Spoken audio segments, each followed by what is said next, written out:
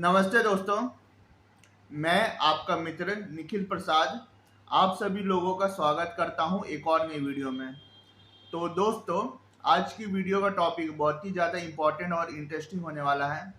और आज इस वीडियो में मैं बहुत ही इम्पोर्टेंट विषय पर बात करने जा रहा हूं। और वह विषय यह है कि कैसे हमारी जो स्टैमरिंग है वो अचानक से बहुत ज़्यादा सीवियर हो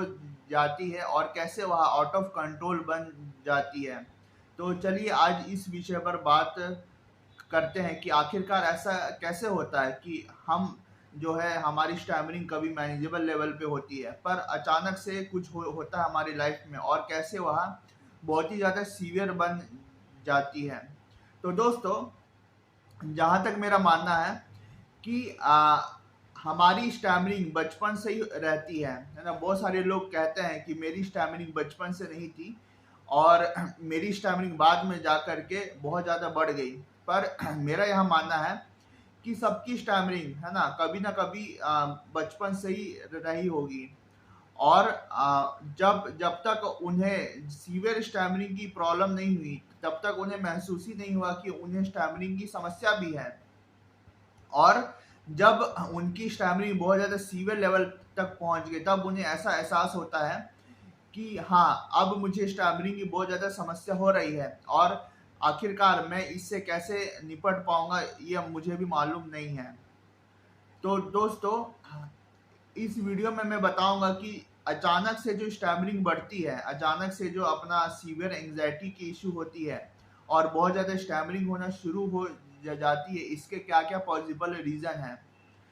तो दोस्तों, पहला पॉसिबल रीज़न यह है कि पहले जो हम लोग जितने सोशल होते हैं उससे हम लोग कम सोशल बनना शुरू हो जाते हैं और हम लोग अकेला रहना शुरू कर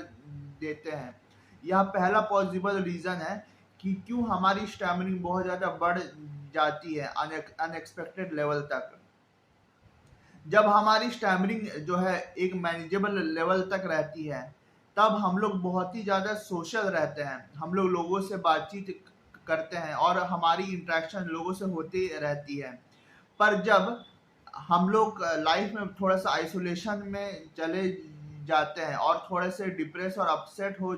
जाते हैं तब हमारी जो बातचीत है, हमारी इंटरेक्शन है, हमारी डे टू डे एक्टिविटीज़ है वह उतनी नहीं रह जाती है जो पहले थी। तो आइसोलेशन में जाने के बाद क्या होता है कि हमारा जो कम्युनिकेशन स्किल्स है वो थोड़ा सा कम होना शुरू हो जाता है due to lack of usage, है ना, lack of using your communication skills. वो थोड़ा सा कम होना शुरू हो जाती है और उससे आपकी स्टैमरिंग की प्रॉब्लम बढ़ते जाती है। तो जब आपने अपनी कम्युनिकेशन स्किल्स को थोड़ा सा कम यूज करना शुरू कर दिया तो उसके बाद आपकी स्टैमरिंग प्रॉब्लम थोड़ी सी बढ़नी शुरू हो जाएगी और आप देखोगे कि पहले के कंपैरिजन में अब वह मैनेजेबल नहीं रहेगा ये और आपको छोटे छोटे शब्दों पर भी स्टैमरिंग और ब्लॉकेजेस आ रहे हैं। तो दोस्तों, जो भी लोग अपने लाइफ में अचानक से किसी डिप्रेशन का शिकार होते हैं, है ना, कोई हादसा उनके लाइफ में होता है और जब वो लोग लोगों से कट कट के रहना शुरू करते हैं, आइसोलेशन में रहना शुरू करते हैं, तब क्या होता है कि उनकी कम्युनिकेशन स्किल्स पहले से कम यूज होना शुरू हो जाती है जिसके वजह से उनकी स्टैमरिंग भी जो है मैनेजेबल लेवल से बहुत ज़्यादा बढ़ जाती है। फिर उन्हें ऐसा महसूस होता है कि उनको स्टैमरिंग की बहुत ज़्यादा प्रॉब्लम आना शुरू हो गई है, जबकि फैक्ट यह था कि पहले से भी उनकी स्टैमरिंग रही होगी पर पहले वो मैनेजेबल थी। पर अभी ड्यू टू सम रीजन, है ना, जैसे कि मैंने बताया lack of using your communication skills और आइसोलेशन में जाने के वजह से वह बहुत ज़्यादा मैनेजेबल लेवल से बढ़ जाती है और यह आउट ऑफ कंट्रोल हो जाती है। दूसरा रीज़न मैं यहाँ बताऊंगा कि हम लोग जो है आइसोलेशन में क्यों जाते हैं। आइसोलेशन में जाने का मेजर रीज़न है अपना डिप्रेशन, है ना। हम लोग लाइफ में किसी न किसी चीज़ से डिप्रेस हो जाते हैं। हमारे परिवार में मान लीजिए कि हमारे परिवार में किसी चीज़ का टेंशन है, डिस्प्यूट है, तो उससे भी हमें जो है एक मेंटल शॉक लगता है, और हम लोग कम बातचीत शुरू कर देते हैं अपने घर परिवार में। और कम बातचीत शुरू करने के वजह से, है ना, कम बातचीत करने के वजह से हमारी स्टैमिंग प्रॉब्लम एक मैनेजेबल लेवल से ज़्यादा बढ़ जाती है। और डिप्रेशन और एंजाइटी का हमारे जो वोकल्स है, हमारे जो कम्युनिकेशन स्किल्स है, उस पर डायरेक्ट इम्पैक्ट पड़ता है। जैसे समझ लीजिए कि आप किसी चीज कहीं जगह कंफर्टेबली आप लोगों के सामने बोल पा रहे हैं, पर 10 लोग आंख गड़ा करके आपके ऊपर देख रहे हैं कि आप कैसा बोल रहे हो, है ना, आपका आपका प्रोनाउंसिएशन कैसा है, आप जो है किस फ्लुएंसी से बोल रहे हो। तब आप देखोगे कि जो आप कंफर्ट लेवल में आसानी से बोल पा रहे थे, वो आप उतना ही कंफर्ट लेवल पे जो है उन लोगों के बीच में नहीं बोल पाओगे जब 10 लोग आंखें गड़ा करके आपको देखेंगे। फिर आप थोड़ा सा अनईजी हो जाओगे और थोड़ा सा एंग्शियस हो जाओगे। तो जो स्ट्रेस है, एंग्जाइटी है, तो उसका डायरेक्ट इम्पैक्ट हमारे वोकल्स पर पड़ता है और हमारे रेट ऑफ ब्रीदिंग पर पड़ता है। मान लीजिए कि अगर हम लोग अपनी बॉडी को और अपनी माइंड को बहुत ज़्यादा स्ट्रेसफुल रख रहे हैं, तो कहीं ना कहीं इसका डायरेक्ट इम्पैक्ट हमारे ब्रीदिंग पर होगा और हमारे वोकल्स पर होगा, और इस वजह से हमें और भी ज़्यादा जो है मुश्किलों का सामना करना पड़ेगा अपनी डे टू डे स्पीकिंग में। तो जैसे कि मैंने अपने प्रीवियस वीडियोस में बहुत सारे लोगों को यह बताया है कि हमारा लाइफस्टाइल कैसा होना चाहिए। हमारा लाइफस्टाइल बहुत ही ज़्यादा स्ट्रेस फ्री होना चाहिए, और हमारे लाइफ में जो है मेजर प्रॉब्लम्स, मेजर डिस्प्यूट और बहुत ज़्यादा फैमिली टेंशन नहीं होना चाहिए, क्योंकि हम लोग कहीं ना कहीं वो सब झेलने के लिए बने हुए नहीं हैं। अगर हम लोग हमारे लाइफ में बहुत ज़्यादा टेंशन, है ना, डिप्रेशन, एंग्जाइटी आ जाएगा, तो उस चीज़ को हम लोग कहीं ना कहीं झेल नहीं पाएंगे, और वह चीज़ हमें कहीं ना कहीं अंदर से परेशान करते रहेगी, और उसके वजह से हमारी स्टैमरिंग भी कभी ठीक नहीं हो पाएगी। और मैंने बहुत बार अपनी वीडियोस में ये भी बताया कि वही लोग स्टैमरिंग को ओवरकम कर पाए हैं जो कि अपने अंदर एक पीस और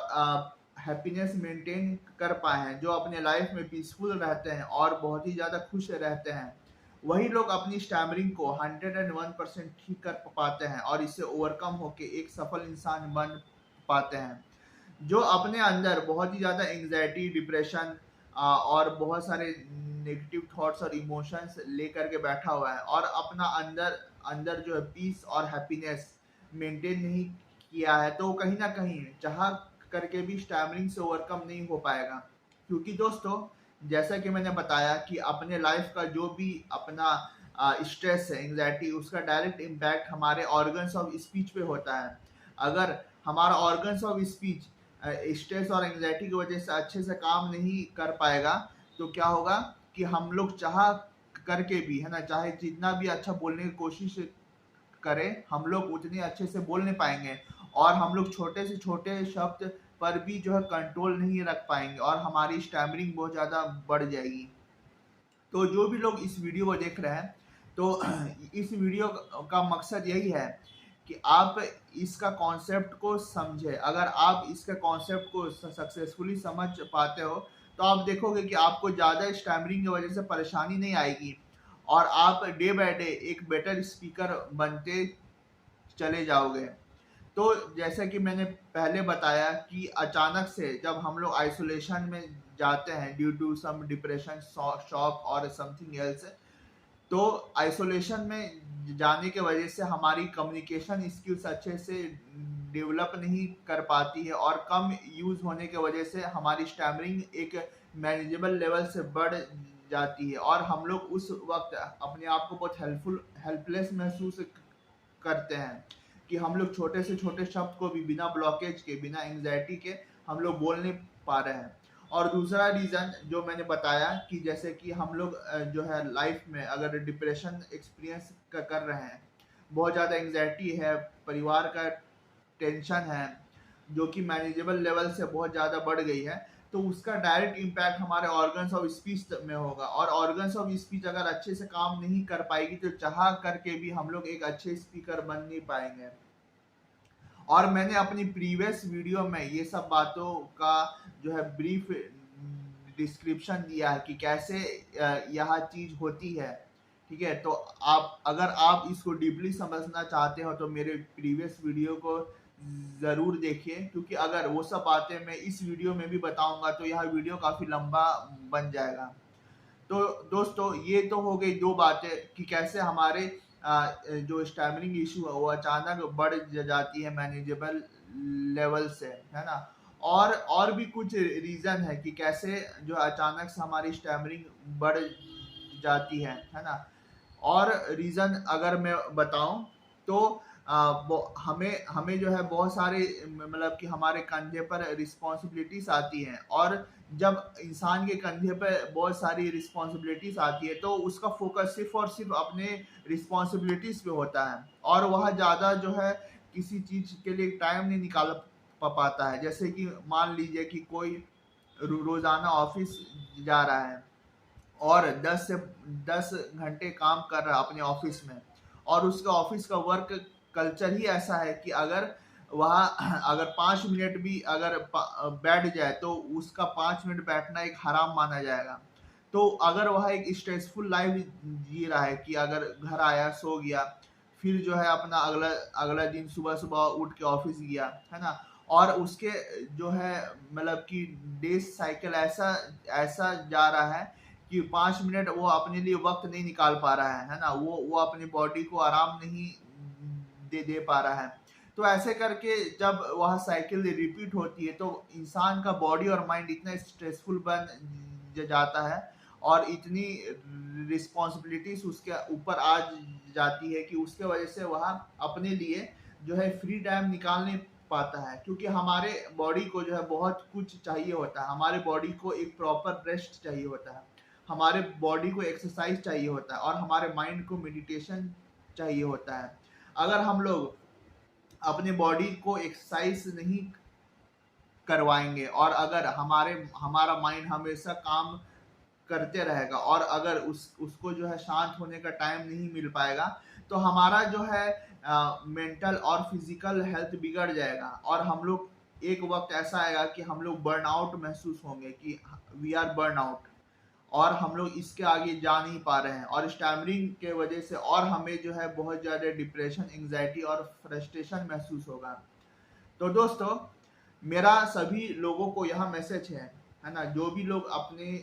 लाइफ में एक सडन चेंज देख रहे हैं कि मेरी स्टैमरिंग एक मैनेजेबल लेवल से बहुत ज़्यादा बढ़ गई है, तो ये 3 मुख्य रीज़न है कि कैसे करके हमारे स्टैमरिंग एक मैनेजेबल लेवल से बढ़ जाती है, और जब ये आउट ऑफ कंट्रोल होती है तो तब हम लोग बहुत हेल्पलेस महसूस करते हैं कि हम लोग इस चीज़ से आखिरकार बाहर नहीं निकल आ पा रहे हैं। ठीक है, तो सभी लोगों को यह एडवाइस है कि कभी भी आइसोलेशन में नहीं जाए, हमेशा जो है दोस्त के इर्द गिर्द रहे, जो आपको सपोर्ट करते हो, जो आपको समझते हो, हमेशा इन अच्छे दोस्तों के इर्द गिर्द में रहे, और हमेशा जो है एक अच्छे पार्टनर के साथ में रहे। अगर आप मैरिड है तो हमेशा जो है आप लाइफ पार्टनर के साथ अपने पर्सनल थॉट्स और फीलिंग्स को शेयर करते रहें। अगर आप एक बच्चे हैं तो आप अपने पेरेंट्स के साथ अपने थॉट्स एंड फीलिंग्स शेयर करते रहें, क्योंकि आप अगर अपनी थॉट्स एंड फीलिंग्स को अपने तक ही सीमित रखोगे और अपने साथ रहने वाले लोगों के साथ शेयर नहीं करते हो तो यह एक प्रेशर बनाते जाएगा आपके अंदर, और जब यह प्रेशर आउट ऑफ कंट्रोल हो जाएगा तो एक्सप्लोजन का रूप ले लेगा, और जब यह एक्सप्लोड होगी तो आपकी स्टैमरिंग भी एक्सप्लोड हो जाएगी, और यह मैनेजेबल लेवल से बहुत ज़्यादा बढ़ जाएगी। तो जो भी लोग इस वीडियो को देख रहे हैं, तो मेरा यह वीडियो बनाने का यह मकसद है कि आप अपने थॉट्स एंड फीलिंग्स को, इमोशंस को बस अपने तक सीमित ना रखें, बल्कि आप दोस्तों, रिश्तेदारों से और अपने साथ रहने वाले लोगों के साथ शेयर करते रहें, क्योंकि इससे क्या होगा कि आपका थॉट्स का एक्सचेंज होगा, और साथ में साथ आपका कम्युनिकेशन स्किल्स का भी प्रैक्टिस होता रहेगा। तो कम्युनिकेशंस का भी प्रैक्टिस होगा, और आप अपने विचारों को जब सामने वाले तक पहुंचाओगे तो आपको अंदर से बहुत हल्का महसूस होगा, और आप हल्का महसूस होते जाओगे, और अचानक से आपकी स्टैमरिंग बहुत ज़्यादा सीवियर नहीं बन जाएगी। तो ये एडवाइस मैं देना चाहता था सभी लोगों को कि आइसोलेशन में कभी भी आप मत जाइए। दूसरा है कि हमेशा स्ट्रेसफुल लाइफ से दूर रहिए, बहुत ज़्यादा स्ट्रेस मत लीजिए, क्योंकि आपको मानना पड़ेगा कि हम हकलाने वाले बाकी लोगों के कंपैरिजन में स्ट्रेस झेल नहीं पाते हैं। अगर हम लोग स्ट्रेस झेलने लगे तो हमारी स्टैमरिंग आउट ऑफ कंट्रोल बन जाएगी, और अगर हमारी स्टैमरिंग आउट ऑफ कंट्रोल बन गई तो हम लोग स्ट्रेस में रह करके कोई भी काम लंबे वक्त तक कर नहीं पाएंगे। तो हमें हमेशा जो है अपना पर्सनैलिटी को, अपना वे ऑफ लिविंग को, है ना, एक जॉयफुल और एक पीसफुल बना के रखना पड़ेगा। अगर हम लोग इनर पीस को बनाए रखें और एक जॉयफुल स्टेट में अपने लाइफ को आगे बढ़ाएं, है ना, हमेशा हंसते खेलते रहे, खुश रहें और हमेशा इनर पीस बनाए रखें, और हमारे अंदर कोई भी नेगेटिव थॉट्स और इमोशंस ना हो, अगर तभी जाकर के हम लोग स्टैमरिंग की प्रॉब्लम को हरा पाएंगे और इससे ओवरकम हो पाएंगे। और थर्ड रीजन जो मैंने बताया कि जिस वजह से हमारी स्टैमरिंग एक मैनेजेबल लेवल से बढ़ जाती है और आउट ऑफ कंट्रोल हो जाती है, उसका रीजन यह है कि हम लोग अपने लिए वक्त नहीं निकालते हैं। हम लोग अगर थोड़ा सा वक्त अपने लिए निकालें, सुबह उठ के योगा कर ले, या अपने माइंड को थोड़ा आराम दे, है ना, मेडिटेशन कर ले, या कहीं पर घूमने फिरने जाए, है ना, अपने अपने आप से जो है मतलब बात करे किसी आइसोलेशन में जा करके, है ना, किसी आइसोलेटेड प्लेस में जा करके, जहाँ पर कि आपके ऊपर वर्क बर्डन ना हो, आपको कॉल पे कॉल ना आता रहे, है ना, एक ऐसे प्लेस में जा करके आप जो है पीस ऑफ माइंड एक्सपीरियंस करें। तो क्या होगा कि आपका जो है इनर पीस, है ना, और आपका माइंड को एक आराम मिलेगा, आपका माइंड को आराम मिलेगा, आपका बॉडी को आराम मिलेगा, जो कि चाहिए होता है। क्योंकि अगर देख लीजिए, अगर कोई मशीन भी है तो मशीन को भी कभी ना कभी आराम चाहिए होता है। अगर 24 घंटे मशीन रन होता रहे तो वो भी बर्नआउट हो जाएगी। तो आप भी एक बायोलॉजिकल मशीन हो, आपके लिए भी आराम बहुत ही ज़्यादा इंपॉर्टेंट है। हमेशा स्ट्रेस में रहना, वर्किंग रहना, है ना, ये आपके लिए सही नहीं है। आप योगा प्रैक्टिस करते रहिए, मेडिटेशन के थ्रू आपको माइंड को जो है आराम देने का मौका मिलेगा, और ये सब प्रैक्टिसेस से आप देखेंगे कि आपको स्टैमरिंग में बहुत ज़्यादा बेनिफिट महसूस हो रहा है, और अचानक से जो स्टैमरिंग बढ़ती है हमारे लाइफ में वो बिल्कुल भी नहीं होगी, और हमेशा आपकी स्टैमरिंग जो है मैनेजेबल लेवल तक बने रहेगी, और स्टैमरिंग की वजह से आपको बहुत ही ज़्यादा मेजर प्रॉब्लम फेस करना नहीं पड़ेगा अपने लाइफ में। तो दोस्तों, अगर आपके विचार मेरे विचार से मेल खाते हैं तो इस वीडियो को आप लाइक करें, है ना, और यह वीडियो अन्य मित्रों के साथ शेयर भी करें, और मेरा यह वीडियो आगे भी देखते रहें। बहुत बहुत धन्यवाद आप सभी लोगों का मेरा यह वीडियो देखने के लिए। Thank you very much.